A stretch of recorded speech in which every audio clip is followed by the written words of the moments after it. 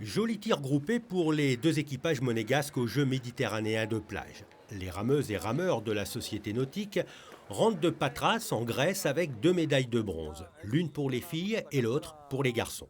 C'est plutôt une belle surprise, surtout pour les filles, parce que le niveau était très relevé de leur côté.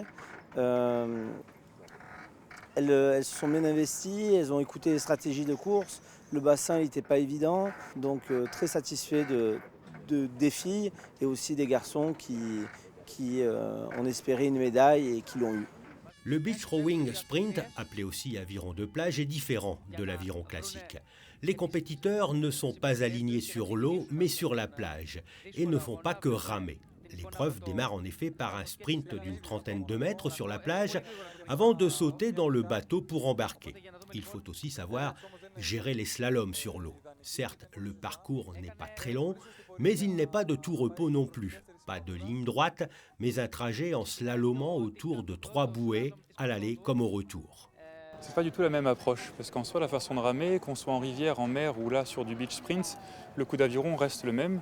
Donc c'est pour ça, comme l'a rappelé justement Maxime, on a commencé par faire un entraînement traditionnel sur des longues distances pour que déjà ensemble, on puisse maîtriser la partie qui nous concerne, c'est-à-dire ce coup d'aviron, mettre l'aviron dans l'eau, pousser sur les jambes, faire avancer le bateau. Ça, on ne peut pas s'en passer, peu importe la discipline.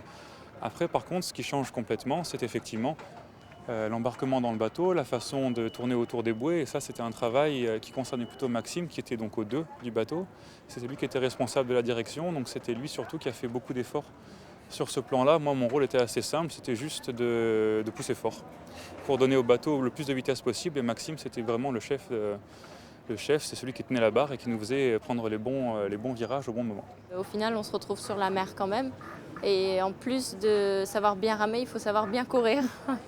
Le double composé de Clara Stefanelli et Colline Cossin-Battaglia s'incline en demi-finale face aux Françaises, les futures lauréates, mais réussissent un joli coup en venant à bout des Italiennes pour s'emparer de la 3e place.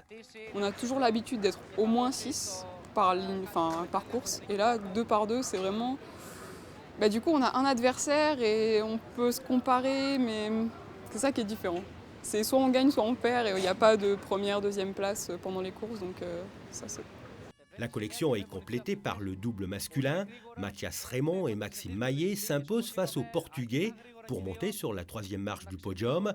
Dans la petite finale, les rameurs monégasques font preuve d'une belle combativité et d'un sens marin non négligeable, dans des conditions de navigation très vantées. C'est une discipline un peu nouvelle. Alors ça demande quand même de faire des entraînements d'aviron, du coup par coup, du travail, beaucoup d'endurance. C'est ce que nous avons fait d'abord cet été pendant un mois et demi. Et ensuite, effectivement, il a fallu un petit peu travailler cette spécificité qui consiste à faire des virages et puis faire des demi-tours. Donc ça reste de l'aviron, mais avec... des originalités auxquelles il a fallu que nous nous adaptions et nous avons réussi, je pense, plutôt correctement à le faire, sauf en demi-finale, mais c'est comme ça. Prochain défi pour les rameuses et rameurs monégasques, les championnats du monde d'aviron en mer qui auront lieu en octobre prochain à Hong Kong.